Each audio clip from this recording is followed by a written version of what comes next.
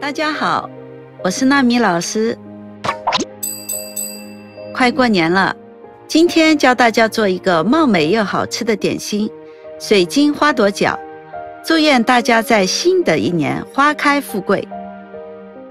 首先是准备饺子皮的染色，我们来用天然的方法，紫甘蓝切块，冷水下锅，水变紫后就可以倒出来，挤入一点柠檬汁，调成粉紫色。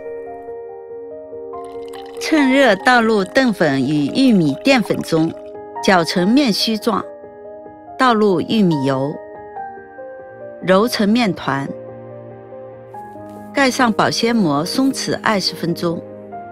这次做个奶香的内馅，切好的紫薯放入蒸锅中，蒸至10分钟。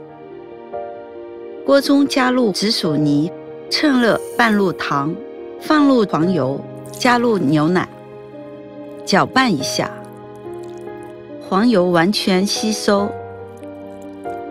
继续翻炒，等到表面油亮顺滑，就可以出锅了。饺子皮分剂子，擀至均匀面皮，将紫薯包入。接下来是关键，先捏至5个角，搓成皱边，扭过来捏合，花朵就成型了。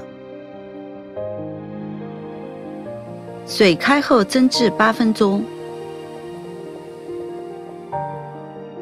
晶莹剔透的花朵水晶饺就做好了。